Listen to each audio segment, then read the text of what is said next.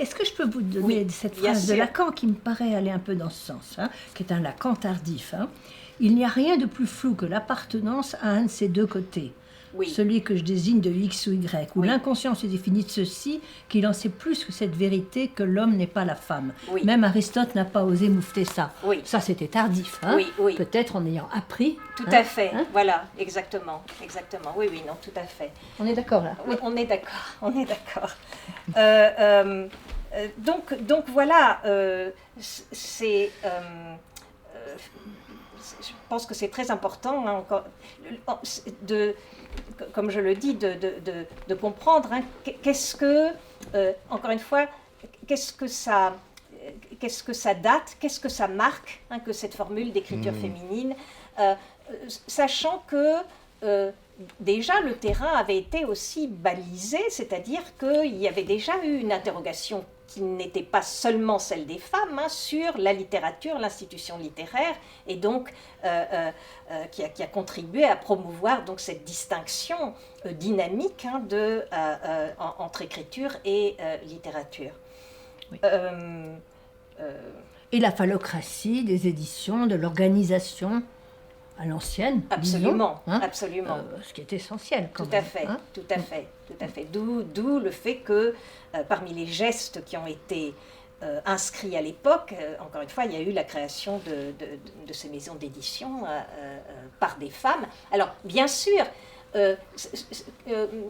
quand on dit dans le rire de la Méduse, il y a les deux. Il y a à la fois une affirmation de femme, c'est un mot insignifiant qui revient très souvent, parce qu'il y avait une nécessité politique et culturelle. Il fallait que, effectivement, les femmes puissent enfin dire qu'elles pouvaient être aussi sujet de la parole. Voilà. Et en même temps, ça ne signifiait pas endosser la partition homme-femme ou masculin-féminin telle qu'elle existait. Au contraire, il s'agissait de la dynamité. Et la notion d'écriture féminine a fait partie justement de ces formules qui cherchaient à mettre en question, à dynamiter la partition, les partitions classiques. D'où d'ailleurs tout ce que dit Hélène Cixous dans Le rire de la Méduse autour de la bisexualité, de la transe, etc. C'est très trans, y compris sur le plan de l'écriture. Cela dit, bisexualité, chez Lacan, d'une certaine façon, quand il prend les femmes qui ont accès à la jouissance phallique, au double sens de phallique, le sens sexe masculin et le sens aussi langage, et l'autre, d'une certaine façon, c'est une forme de bisexualité différente de celle de Freud, mais peut-être que vous pouvez l'évoquer d'une autre façon. Alors, je ne sais pas, mais ce qui est c'est-à-dire que son concept de phallus a bougé. Oui, bon là, alors je ne suis pas sûre de vouloir rentrer dans la question de la discussion de la bisexualité, mais je pense que de ce point de vue-là, on a aujourd'hui des choses à dire, c'est-à-dire que la notion de bisexualité, elle a beaucoup été interrogée à l'aune de la mise en question de la binarité qui, elle, résulte justement des mouvements de pensée, mais aussi des mouvements culturels qui ont suivi, c'est-à-dire les mouvements queer. Et c'est vrai que la notion de bisexualité, par définition, reste binaire. Et donc, ça, c'est une limite. Et savez-vous que Aristophane, parlant d'un troisième sexe, dans le moment de conclure, son avant-dernier séminaire, Lacan dit pourquoi pas un troisième sexe. Oui. Je ne sais pas si ça, c'est un séminaire moins connu que d'autres. Oui, non, mais je pense que Lacan, Lacan a tout entendu. Alors ensuite, bon,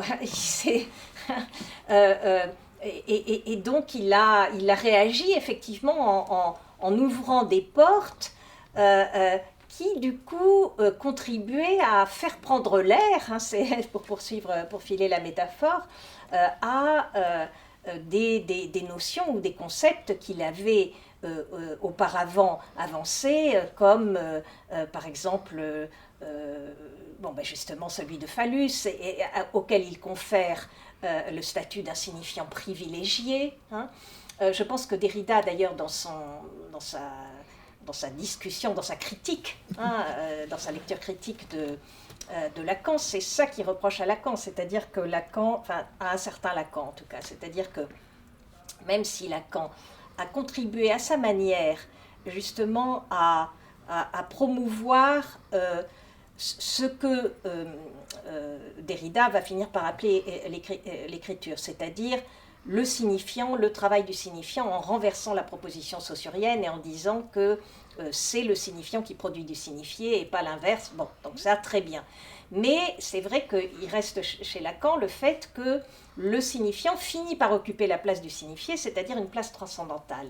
Et ça, c'est quelque chose que Derrida interroge en disant, entre le signifié transcendantal des platoniciens, le ciel des idées, etc., et le signifiant transcendantal avec un phallus en position privilégiée, finalement, qu'est-ce qui a changé? Les places ont changé, Lacan mais pas la changera structure. beaucoup, mais on ne va pas en parler aujourd'hui, mais ça va avoir un impact très important. Oui. Dans ces définitions multiples et phallus. Il y a le signifiant chez Lacan et après il y a la lettre. Oui, non mais c'est vrai. C'est une transition Vous avez raison. très intéressante. Alors justement, la lettre, comme on pourrait parler quand même un peu de Joyce, quand Lacan reprend la lettre du côté liter, déchet, c'est-à-dire que là c'est la position des femmes, des wives, et voilà. Oui. Alors, je voudrais revenir, parce que ça, je ne suis pas sûre que c'est une question que vous venez de me poser, mais on en avait parlé dans un échange antérieur. Vous me disiez, est-ce que l'écriture féminine, est-ce que ça ne relève pas de quelque chose comme le babil, et donc, que vous mettiez en rapport avec la langue. Avec la langue. Et alors, moi, j'avais envie de dire quelque chose à ce sujet. D'une part, alors, dès qu'on dit babil, on dit justement langue enfantine, langue d'avant la langue, etc. Bon.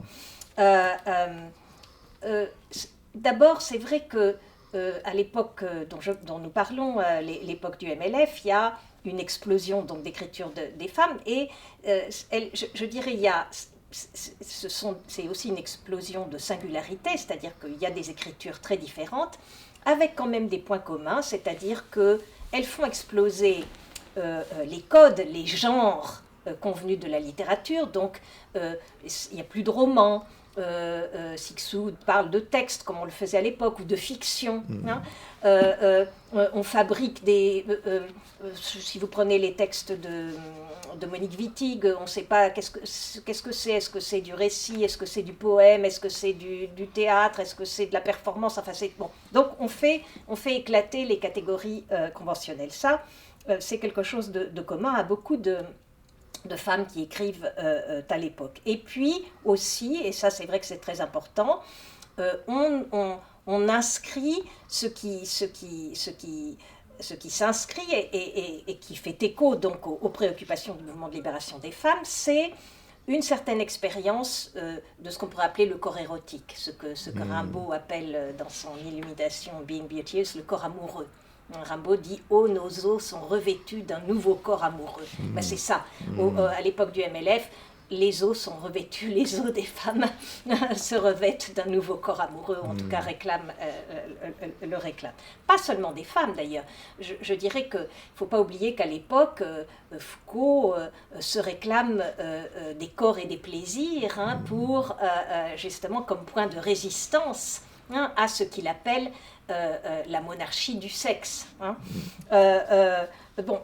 Lyotard écrit Économie libidinale en 1974, qui est un texte complètement illisible aujourd'hui, mais donc tout le monde, il faut dire, enfin tous les penseurs, toutes les penseuses de l'époque, Barthes aussi, avec le plaisir du texte, j'en dirai peut-être un mot supplémentaire, tout le monde justement parle du corps, fait parler le corps. Le mouvement de libération des femmes, c'est quand même aussi la grande époque du mouvement de libération sexuelle, comme on le disait, à raison.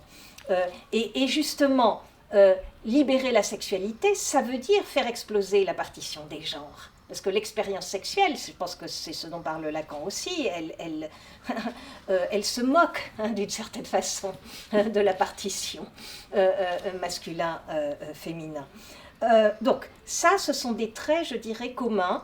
Le caractère expérimental, le refus des conventions génériques de la tradition littéraire, l'insistance sur le corps, mais justement un corps qui comme l'écrivait, enfin comme le remarquait Michel Montrolet, qui a été une de ces psychanalystes lacaniennes qui s'est intéressée à ce qui se passait à l'époque et à l'écriture féminine, et qui a dit des choses qui me semblent pertinentes dans L'ombre et le nom, et qui note justement que ce sont des textes de jouissance, mais dont on ne sait pas très bien quoi faire, dont elle ne sait pas très bien quoi faire en particulier, et dont, dit-elle, les hommes auxquels elle me semble s'identifier, entre parenthèses, ne savent pas quoi faire parce qu'ils ne reconnaissent pas justement ce qu'ils appelaient femme jusque-là, c'est-à-dire la femme qui se voit et qui est regardée au miroir de l'ordre culturel androcentrique qui lui est tendu. Donc là, effectivement, on ne reconnaît plus, on passe de l'autre côté du miroir, c'est rien à voir avec justement toute la problématique de l'apparence féminine, etc. Bon. Mais alors, sur la question du babil, maintenant j'y reviens, il y a des textes, c'est vrai, qui me semblent relever de quelque chose comme le babil, par exemple certains textes de Chantal Chawaf, où il y a un travail sur le signifiant, et avec une mobilisation d'une sorte de langue délibérément enfantine, avec une multiplication des hypocoristiques, alors du type verdure, verdurette, patouiller, etc. Bon, je pense à un texte en particulier qui s'appelle Cercœur, qu'elle a écrit donc, pendant cette décennie et publié aux éditions des Femmes, et qui est assez fort. Bon. Mais en même temps, quand on dit babil, du coup, on renvoie à l'enfance. Le risque, c'est de cantonner à l'enfance, à l'infralinguistique, c'est un peu une version du bavardage, ou à ce que Kristeva, justement, a appelé le sémiotique. Et on reconstitue, du coup, des distinctions entre voilà, un langage babil qui relève du sémiotique, et puis la grande langue du symbolique. Or, si vous prenez les textes de Wittig ou les textes de Cixous, ce sont des textes qui appartiennent à la grande littérature, c'est-à-dire qu'ils sont cousus d'autres textes de la grande littérature. Souffle, qui a paru la même année que Le rire de la méduse, etc., on voit très bien, enfin, quand on est un peu littéraire, les intertextes, c'est-à-dire Rimbaud, mais aussi la Bible, mais aussi Shakespeare, mais aussi Kleist, etc. Bon, donc, c'est pour ça que je résiste, si vous voulez, à un peu, en tout cas, même si je reconnais qu'il y a un peu de ça. Monique Wittig relit les mythes grecs, relit Sappho, etc. On n'est pas seulement dans le babil, on est aussi dans la grande culture. Et c'est quand même important de le rappeler. Oui, parce que Lacan disait à propos de la langue et du langage, que le langage est une élucubration sur la langue. Oui. Donc c'est vrai, c'est pas que le babil. Le babil est une métaphore un peu. Oui. Mais c'est vrai que, par exemple, on retrouve cette distinction chez Barthes dans Le plaisir du texte, qui est un texte intéressant de ce point de vue-là, parce que c'est un texte de 73, donc c'est exactement la même époque. Voilà. Et un texte qui, justement, dans lequel Barthes cherche à faire valoir justement la notion de plaisir dans sa dimension esthétique et érotique. Plaisir qui est à la fois le plaisir qu'on éprouve à lire les textes et le plaisir qu'on éprouve à les écrire, et d'ailleurs en mettant en question, comme on le faisait à l'époque, justement la partition, la distinction, y compris fonctionnelle, entre écriture et lecture. Mais Barthes, enfin en tout cas moi ça m'a beaucoup frappé parce que je l'ai lu récemment et j'ai vu ça. Barthes exalte un certain type de plaisir qui est son plaisir, donc c'est son droit le plus strict, qui est un plaisir qui est le plaisir pervers, en tout cas qu'il décrit comme tel, et qui justement passe par le maintien des codes que en même temps l'on veut transgresser.